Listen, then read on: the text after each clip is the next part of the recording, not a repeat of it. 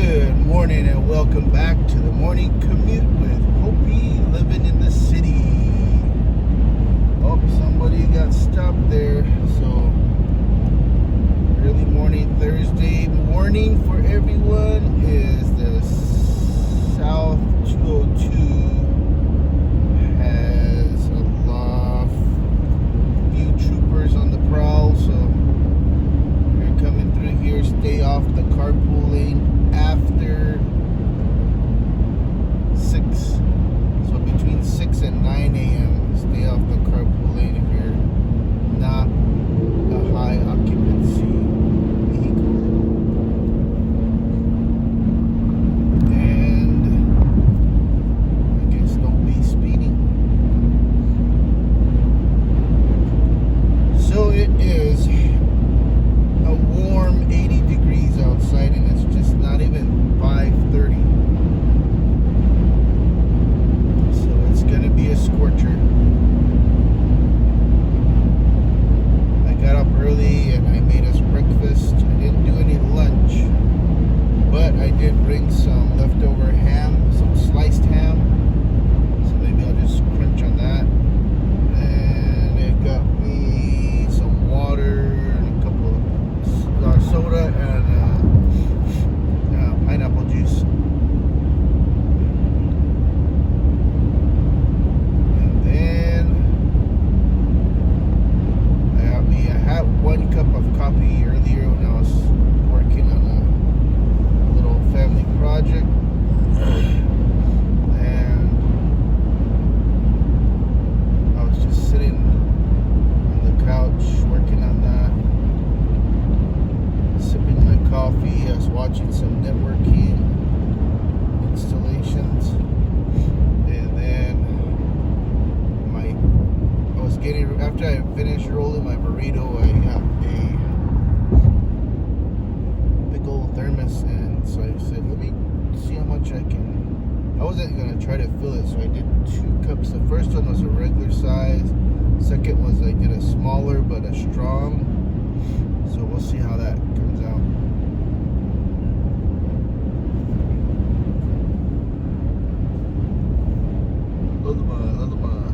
That is beautiful. Remember yesterday, I didn't put the video up from yesterday, but yesterday I was coming through here maybe 10 to 12 minutes later from like right now, and the traffic was pretty congested. But I'm assuming it goes in like patches. Like up there was a patch of cars where there was 2 that were going a little fast, had to kind of maneuver through. And then behind me was a nice patch of openness. But we'll see. So it is almost Friday. I don't know what everybody's got planned. We'll just be home this weekend, just relaxing. And I think I might work on that transmission. I was gonna maybe get some of those ramps just to make it easy, but I don't know. I'm kind of wary using those ramps. For this truck, I don't have any issue with the little truck or the escapes, but I just need to get my total weight, and then go from there. The other way I did it worked as well. I just jacked up one side, but I also need to look at other types of jack stands for like trucks. I don't know how. The ones I have, we usually just use them on the escapes of the D21, and they're fine. They hold up, give us enough room.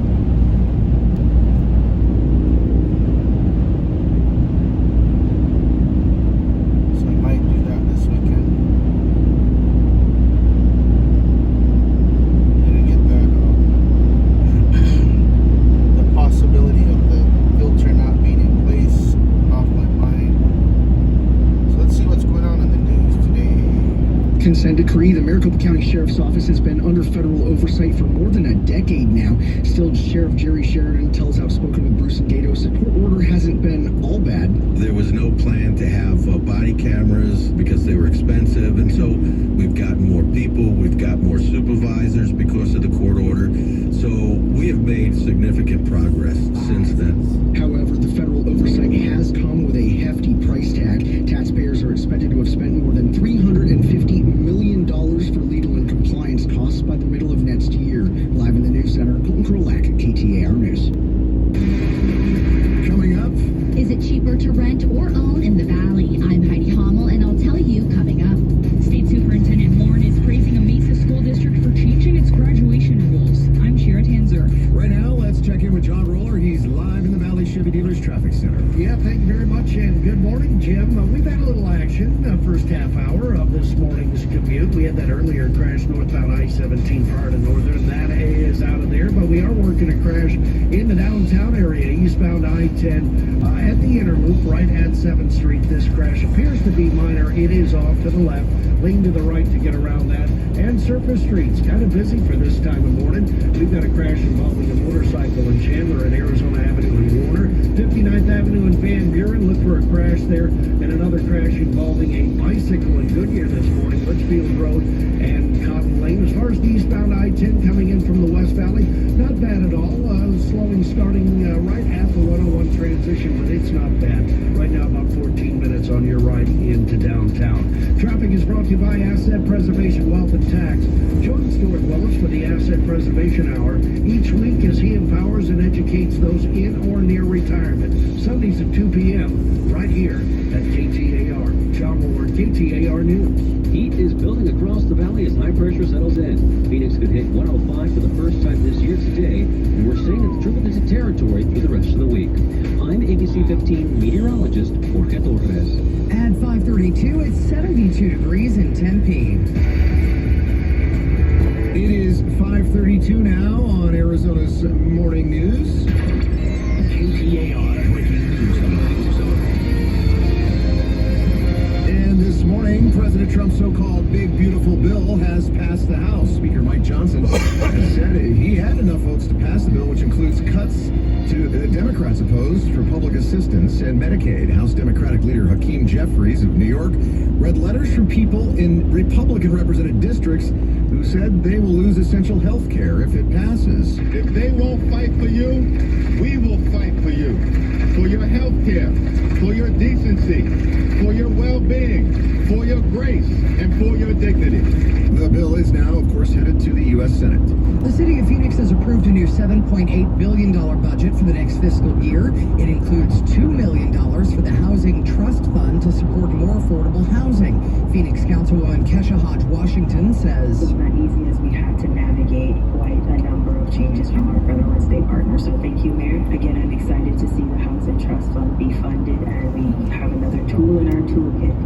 It also includes nearly $100 million set aside for the following fiscal year as city leaders expect to face more funding challenges. Speaking of housing, it's more affordable to rent in the Phoenix metro area than it is to own. We currently have an oversupply of rentals, but CEO of Neighborhood Ventures, Jameson Manwaring, says that's going to change in the next few years. As we get to 2026, the pipeline of new construction that we track is really falling off a cliff, so there won't be enough to keep up with the demand over the next 5 years. However, he explains higher interest rates coupled with increased homeowners insurance have made building more expensive. Manwaring expects Phoenix rents to go up between 5 and 8% over the next 5 years. Heidi Hommel, KTAR News.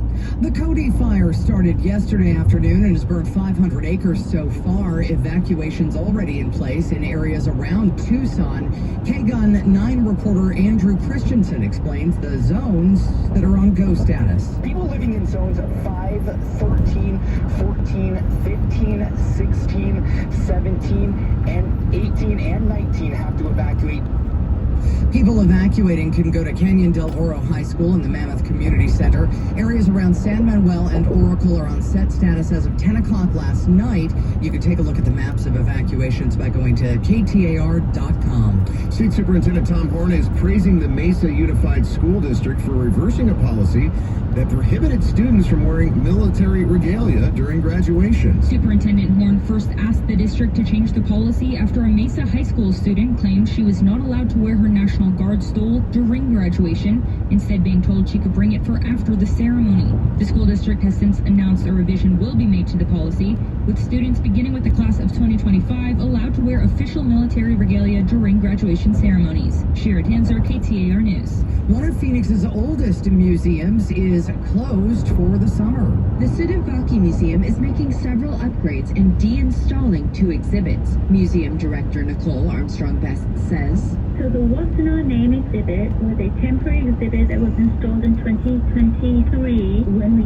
changed our name from Pueblo Grande Museum to Sudovaki Museum. They're also making room for a traveling exhibit that explores the Arizona watershed. The Art of Water in the Southwest is the title. You can see it in September, but bigger changes to Sudovaki's main gallery will take years. We want to incorporate stories, that oral history, that traditional knowledge, as well as the archaeological knowledge that we have. And that is what we're currently working on to replace the main gallery. Serena O'Sullivan, KTAR News. Maricopa County Attorney Rachel Mitchell says parents now have a new tool for fending off child predators online. She launched Report, Don't Repost. Child Predators, Real Risks. There were over 500,000 reports of people attempting to lure a child online for sex acts, according to the National Center for Missing and Exploited Children. That is a staggering number, but it's also a staggering increase of 192% from 2023 and up 578% from 2022.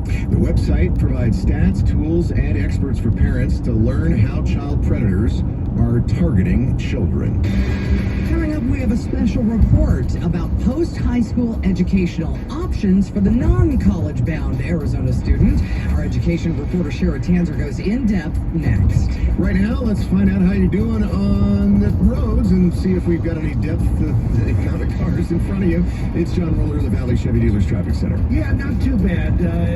First half hour, we had a little action on the roadways, Jim, but got a little better look at what I first reported as a crash in the Interloop, eastbound I-10, right near 7th Street, and this now just looks to be a stalled vehicle. DPS trooper has pulled away from that area, and we just have a hood up right now.